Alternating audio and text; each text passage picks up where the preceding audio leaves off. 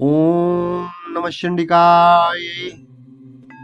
नवरात्रि का छठा दिन कात्यायनी। चंद्रहासोज्ज्वलकरा साइलवरवाहना कात्यायनी शुभम दद्या देवी दानवघातिनी। माँ दुर्गा के छठे स्वरूप को कात्यायनी कहते हैं। कात्यायनी महर्षि कात्यायन की कठिन तपस्या से प्रसन्न होकर उनकी इच्छा अनुसार उनके यहाँ पुत्री के रूप में पैदा हुई थी। महर्षि कात्यायन ने सर्वप्रथम इनकी पूजा की थी, इसलिए ये कात्यायनी के नाम से प्रसिद्ध हुई। माँ कात्यायनी अमोघ फलदायिनी है। दुर्गा पूजा के छठे दिन इनके स्वरूप की पूजा की जाती है। इस दिन साधक का मन आज्ञा चक्र में स्थिर रहता है। योग साधना में इस आज्ञा चक्र का अत्यंत ही महत्वपूर्ण स्थान है। इस चक्र में स्थित मन वाला साधक माँ कात्यायनी के चरणों में अपना सब कुछ न्योछावर कर देता है। भक्त को सहज भाव से माँ कात्यायनी के दर्शन प्राप्त होते हैं। इनका साधक इस लोक में रहते हुए भी अलौकिक तेज से युक्त हो जाता है। 9वां अध्याय निशुंभ वध।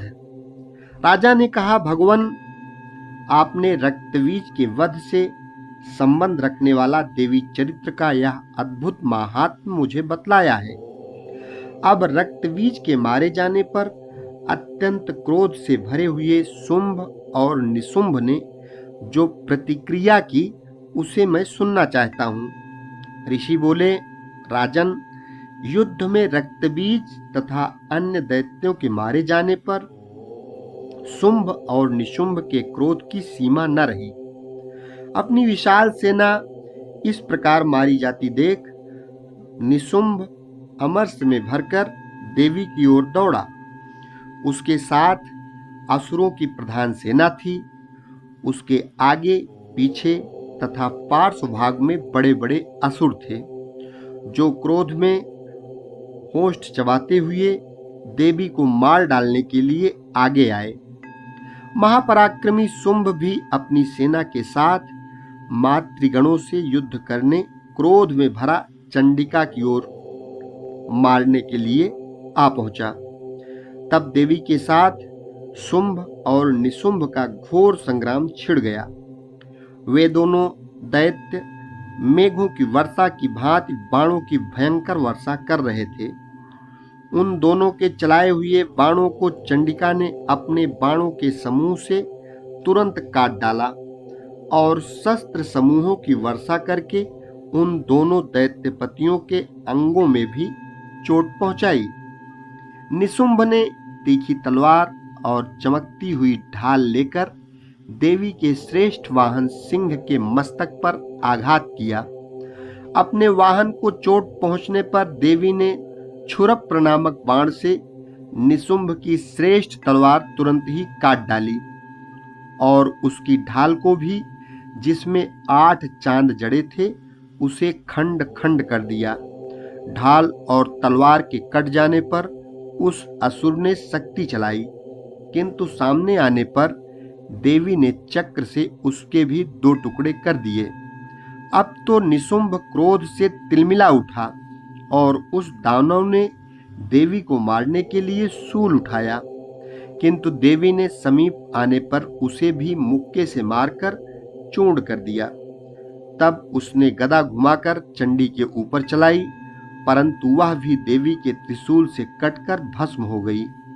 तदनंतर दैत्यराज निशुंभ को फरसा हाथ में लेकर आते देख देवी ने बाण समूहों से घायल कर उसे धरती पर सुला दिया।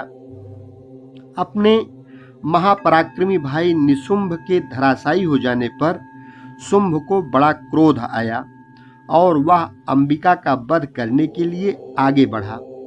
रथ पर बैठे बैठे ही उत्तम आयुधों से सुशोभित अपनी बड़ी बड़ी 8 अनुपम भुजाओं से सारे आकाश को आच्छादित कर वह अतीव शोभा पाने लगा। उसे आते देख देवी ने शंख बजाया और धनुष की प्रत्यंचा से भी अति दुस्साह शब्द किया। साथ ही अपने घंटे के शब्द से, जो समस्त दैत्य सैनिकों का तेज नष्ट करने वाला था, संपूर्ण दिशाओं को भर दिया। तदनंतर सिंह ने भी अपनी दहाड़ से, जिसे सुनकर बड़े बड़े गजराजों का महान मद चूर हो जाता है, आकाश, पृथ्वी और 10 दिशाओं को गुंजा दिया। फिर काली ने आकाश में उछलकर अपने दोनों हाथों से पृथ्वी पर आघात किया। उससे ऐसा भयंकर शब्द हुआ जिससे पहले के सभी शब्द शांत हो गए। तत्पश्चात शिवदूती ने दैत्यों के लिए अमंगलजनक अट्टहास किया। इन शब्दों को सुनकर समस्त असुर थर्रा उठे, किंतु शुंभ को बड़ा क्रोध हुआ। उस समय देवी ने उस शुंभ को लक्ष्य करके कहा, अरे दुरात्मा, खड़ा रह, खड़ा रह। तभी आकाश में खड़े हुए देवता बोल उठे, जय हो, जय हो। शुंभ ने वहां आकर ज्वालाओं से युक्त अत्यंत भयानक शक्ति चलाई। अग्निमय पर्वत के समान आती हुई उस शक्ति को देवी ने अपने दिव्य प्रभाव से दूर हटा दिया। उस समय शुंभ के सिंहनाद से तीनों लोग गूंज उठे। राजन, उसकी प्रतिध्वनि से वज्रपात के समान भयानक शब्द हुआ, जिसने अन्य सब शब्दों को भी घेर लिया। शुंभ के चलाए हुए बाणों के देवी ने और देवी के चलाए हुए बाणों के शुंभ ने अपने भयंकर बाणों द्वारा सैकड़ों और हजारों टुकड़े कर दिए। तब क्रोध में भरी हुई चंडिका ने शुंभ को शूल से मारा। उसके प्रहार से मूर्छित हो वह पृथ्वी पर गिर पड़ा। इतने में ही उधर निशुंभ को चेतना हुई और उसने धनुष हाथ में लेकर बाणों द्वारा काली देवी और सिंह को घायल कर डाला। फिर उस दैत्यराज ने 10,000 भुजाएं बनाकर चक्रों के प्रहार से चंडिका को आच्छादित कर दिया। तब दुर्गम पीड़ा का नाश करने वाली भगवती दुर्गा ने क्रोध से अपने बाणों द्वारा उन चक्रों तथा बाणों को काट गिराया। यह देख निशुंभ दैत्य सेना के साथ चंडिका का वध करने के लिए हाथ में गदा लेकर बड़े बेग से दौड़ा। उसके आते ही चंडी ने तीखी धार वाली तलवार से उसकी गदा को शीघ्र ही काट डाला। तब उसने शूल हाथ में ले लिया। देवताओं को पीड़ा देने वाले निशुंभ को शूल हाथ में लिए आते देख चंडिका ने बेग से चलाए हुए अपने शूल से उसकी छाती छेद डाली। शूल से विदीर्ण हो जाने पर उसकी छाती से एक दूसरा महाबली एवं महापराक्रमी राक्षस खड़ी रह, खड़ी रह कहता हुआ निकला। उस निकलते हुए दैत्य की बात सुनकर देवी ठठाकर हंस पड़ी और खड्ग से उन्होंने उसका मस्तक काट डाला। फिर तो वह पृथ्वी पर गिर पड़ा। तदनंतर सिंह अपनी दाढ़ों से असुरों की गर्दन कुचलकर खाने लगा। यह बड़ा भयंकर दृश्य था। उधर काली तथा शिवदूती ने भी अन्यान्य दैत्यों का भक्षण आरंभ किया। कौमारी की शक्ति से विदीर्ण होकर कितने ही महादैत्य नष्ट हो गए। ब्रह्माणी के मंत्रपूत जल से निस्तेज होकर कितने ही भाग खड़े हुए। कितने ही दैत्य माहेश्वरी के त्रिशूल से छिन्न भिन्न होकर धराशायी हो गए। वैष्णवी ने भी अपने चक्र से दानवों को विदीर्ण कर दिया। ऐन्द्री के हाथ से छूटे हुए वज्र से भी कितने ही प्राणों से हाथ धो बैठे। कुछ असुर नष्ट हो गए, कुछ उस महायुद्ध से भाग गए तथा कितने ही काली, शिवदूती तथा सिंह के ग्रास बन गए। ओम नमः चंडिका। 10वां अध्याय। शुंभ वध। ऋषि बोले, राजन, अपने प्राणों के समान प्यारे भाई निशुंभ को मारा गया देख तथा सारी सेना का संहार हुआ जान शुंभ ने कुपित होकर कहा, दुष्ट दुर्गे, तू बल के अभिमान में आकर झूठ मूठ का गर्व न कर। तू बड़ी माननीय बनी हुई है, किंतु दूसरी स्त्रियों के बल का सहारा लेकर लड़ती है। देवी बोली, अरे दुष्ट, मैं अकेली ही हूं। इस संसार में मेरे अतिरिक्त दूसरा कौन है? देख, ये मेरी ही विभूतियां हैं, अतः मुझ में ही प्रवेश कर रही हैं। तब ब्रह्माणी आदि समस्त देवियां अंबिका देवी के शरीर में लीन हो गईं। उस समय केवल अंबिका देवी ही रह गईं। देवी बोली, मैं अपनी ऐश्वर्य शक्ति से अनेक रूपों में यहाँ उपस्थित हुई थी। उन सब रूपों को मैंने समेट लिया। अब मैं अकेली ही युद्ध में खड़ी हूँ, तुम भी स्थिर हो जाओ। ऋषि बोले, तब देवी और शुंभ दोनों में सब देवताओं तथा दानवों के देखते देखते ही भयंकर युद्ध छिड़ गया। बाणों की वर्षा तथा तीखे शस्त्रों एवं दारुण अस्त्रों के प्रहार के कारण उन दोनों का युद्ध सब लोगों के लिए बड़ा भयानक प्रतीत हुआ। उस समय अंबिका देवी ने जो सैकड़ों दिव्य अस्त्र छोड़े, उन्हें दैत्यराज शुंभ ने उनके निवारक अस्त्रों द्वारा काट डाला। इसी प्रकार शुंभ ने भी जो दिव्य अस्त्र चलाए, उन्हें परमेश्वरी ने भयंकर हुंकार शब्द के उच्चारण आदि द्वारा खिलवाड़ में ही नष्ट कर डाला। तब उस असुर ने सैकड़ों बाणों से देवी को आच्छादित कर दिया।